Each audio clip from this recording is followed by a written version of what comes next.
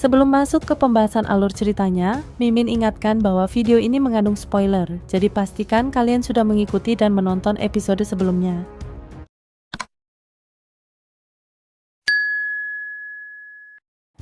Xiaoyan menegaskan pada Yao Ming bahwa ia tak akan berbicara besar tanpa dasar kuat. Kondisi Pulau Naga Timur genting. Mereka tak punya pilihan selain menekan ego demi bertahan hidup. Yao Ming segera sepakat mengirim orang untuk mengawasi gerakan suku Heaven Demon Phoenix. Xiaoyan lalu menyampaikan bahwa ia dan kelompoknya akan tinggal sementara di suku Python 9 Serene Deep Ground sekaligus meminjam 9 Serene Spring untuk membantu penyempurnaan tubuh Cailin. Yao Ming tidak keberatan, meski ia mengingatkan energi di sana sangat gelap dan menusuk dingin. Setelah kembali ke suku, Yao Ming langsung menyiapkan rencana besarnya. Sementara itu, Xiaoyan dan kelompoknya beristirahat sebelum mendatangi 9 Serene Spring pada hari berikutnya. Cailin, yang mampu menghadapi energi gelap ekstrim jauh lebih baik dari makhluk ular manapun, menerima pil Bodhisattva Agung yang diberikan Xiaoyan. Sebuah pil tingkat 9 yang dapat membantunya menembus kelas Bansheng. Ia tahu Xiaoyan mungkin harus pergi menghadapi para ahli dari suku Heaven Demon Phoenix.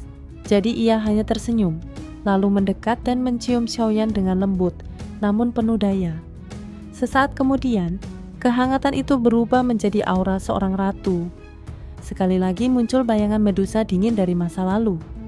Tanpa banyak bicara, Cailin berubah menjadi Python 7 warna raksasa dan menyelam ke dalam 9 Serene Spring. Air pun bergolak hebat saat energi gelap menyelimuti tubuhnya. Xiaoyan hanya bisa tersenyum pahit. Kehangatan Cailin selama ini rupanya lebih banyak ia lakukan demi dirinya dan Xiao Xiao. Di dalam dirinya, sang Ratu Medusa tetap hidup. Ia lalu duduk di sebuah batu, memulai kultivasinya sendiri. 3 teknik pamungkas Yellow Spring yang diwariskan langsung oleh jiwa Demon Saint terukir sempurna dalam benaknya, memberinya pemahaman yang jauh lebih dalam daripada siapapun.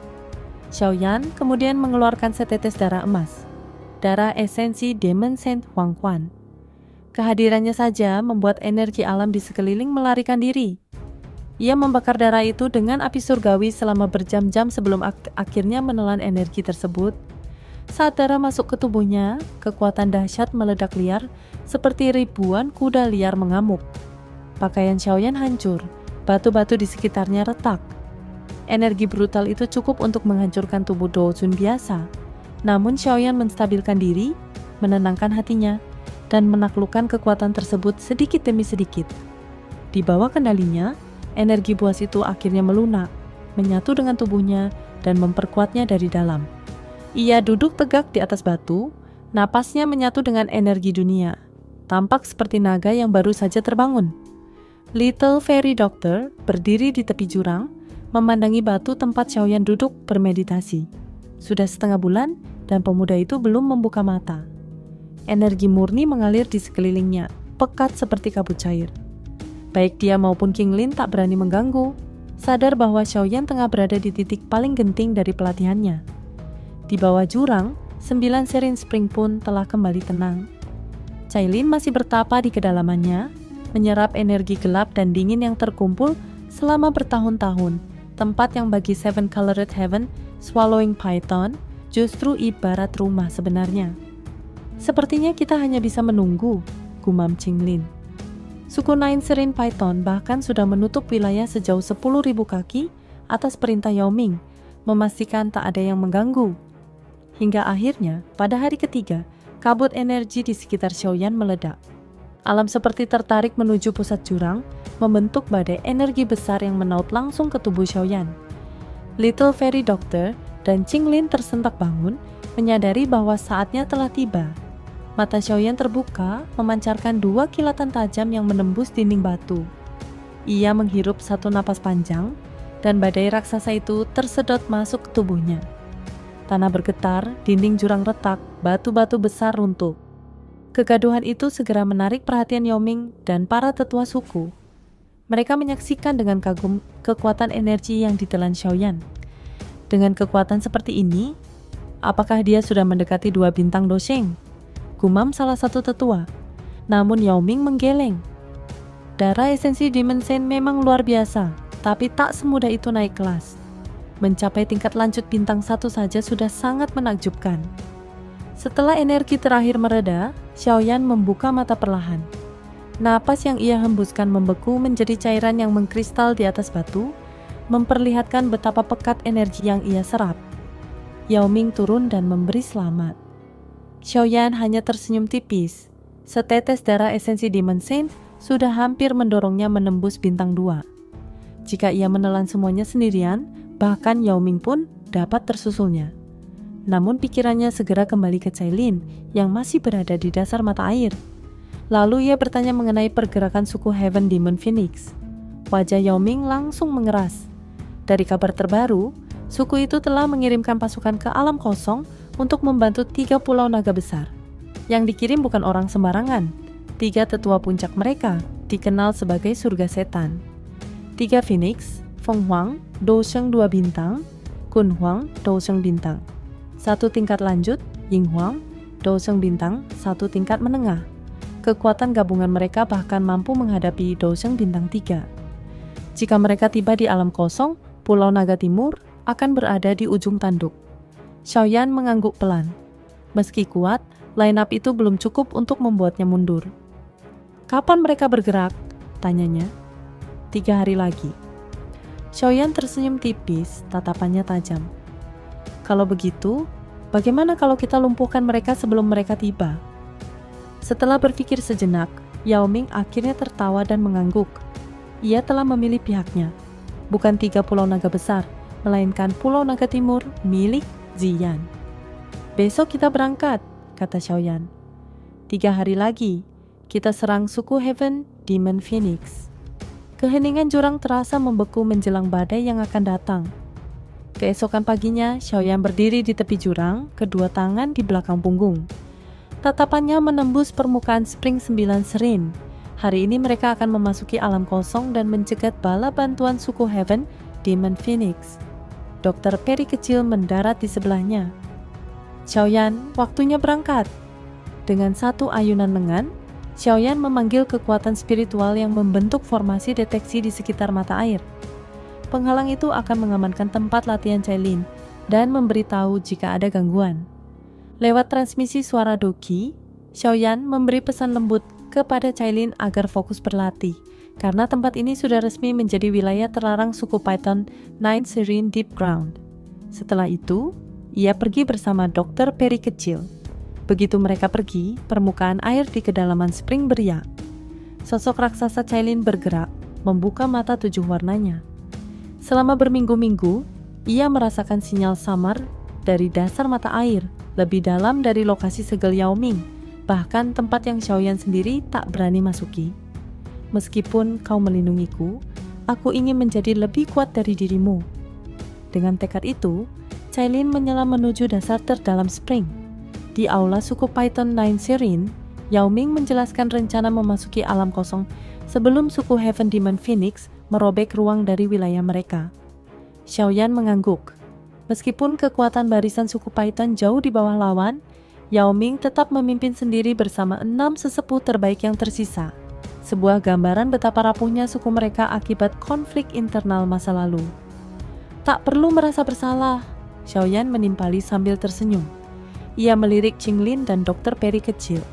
Meskipun keduanya belum mencapai Bansheng, kekuatan gabungan mereka cukup untuk menghadapi Dozun tingkat tinggi. Setelah semua siap, Yao Ming membuka celah spasial berwarna hitam. Satu demi satu, mereka memasuki terowongan menuju alam kosong. Para sesepuh yang tersisa diberi tugas menjaga wilayah sementara mereka pergi. Di alam kosong yang sunyi dan penuh retakan ruang, mereka muncul kembali. Jaraknya tak jauh, kata Yao Ming. Mata-mata kita meninggalkan jejak spesial. Mereka pasti muncul di area itu.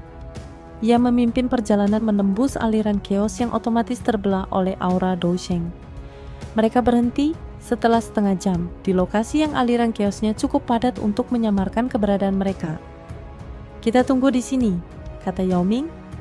Mereka duduk dalam diam, menunggu. 2 hari berlalu tanpa rasa waktu. Hingga akhirnya sebuah fluktuasi besar muncul di kejauhan. Celah spasial terbuka dan puluhan sosok Heaven Demon Phoenix keluar. Di depan mereka berdiri 3 pemimpin.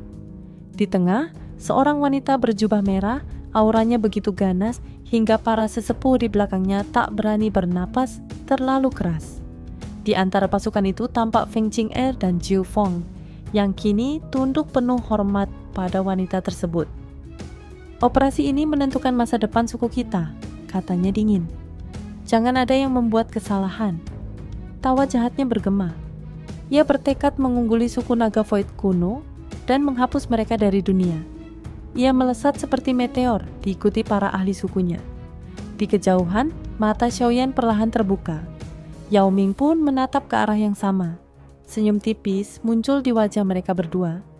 Bersiaplah, kata Xiaoyan tenang. Suku Heaven, Demon Phoenix mendekat. Alam kosong itu sunyi, hanya riak spasial kacau yang terus tercabik. Ketika cahaya besar muncul dari kejauhan, angin liar menggulung, menelan keheningan. 3 pulau naga sudah menyerbu Pulau Naga Timur, ujar Kun Huang, tetua berjubah hitam yang terkenal kejam. Jika mereka dapat bantuan kita, Pulau Naga Timur pasti tumbang. Tidak perlu tergesa, jawab wanita berjubah merah datar. Biarkan mereka saling menghabisi terlebih dahulu. Namun sebelum mereka bergerak, pilar-pilar Dai Qi tiba-tiba meledak dari ruang yang retak, menewaskan banyak anggota Heaven Demon Phoenix dalam sekejap. Pengecut, siapa yang berani menyergap kami? Teriak wanita itu marah. Ruang terbelah dan sosok Yao Ming muncul sambil tertawa. Bagaimana mungkin aku mati lebih dulu dari kalian? Kehadirannya mengejutkan para tetua Heaven Demon Phoenix. Namun keterkejutan mereka bertambah saat seorang manusia muncul di sampingnya. Xiaoyan, Feng Huang menyipit curiga. Nama itu membuat Feng Qing'er dan Jiu Feng terkejut. Xiaoyan tersenyum ringan, sepertinya namaku cukup terkenal. Feng Huang segera menyadari maksud kedatangan mereka. Yao Ming, kau ingin memulai perang antara Python 9 Sirin dan Heaven Demon Phoenix? Aku hanya memilih sisi lain. Yao Ming tertawa santai. Xiaoyan menambahkan dengan tenang bahwa pasukanmu pergi sekarang, atau tak satu pun dari kalian keluar dari sini. Ucapan itu membuat para tetua murka. Ying Huang meledakkan aura doshengnya, sementara Feng Huang memberikan perintah perang. Yao Ming langsung menyambutnya dengan tawa besar. Sementara itu, Xiaoyan melangkah ke arah Kun Huang. Tubuhnya diliputi cahaya emas, membesar dan langsung menghancurkan serangan uap hitam Kun Huang. Kun Huang terlempar jauh, wajahnya berubah kaget. Bahkan Ying Huang pun terpaksa turun tangan. Mereka sadar, kekuatan Xiaoyan berada di level Dosheng dan lebih kuat dari mereka berdua. Feng Qing'er dan Jiu Feng hanya bisa menatap dengan wajah pucat. 2 tahun berpisah, jarak mereka dari Xiaoyan kini bagai langit dan bumi. 2 tetua Phoenix berubah ke wujud setengah binatang, aura liar menyapu ruang kosong. Namun Xiaoyan hanya menatap mereka sambil tertawa lantang. 2 Dosheng, bagus. Hari ini aku ingin tahu, apa yang bisa kalian lakukan terhadapku? Sosok emasnya melangkah maju menantang langit kosong. Itu saja spoiler episode 178 dari Donghua Series Battle Through the Heaven Season 5.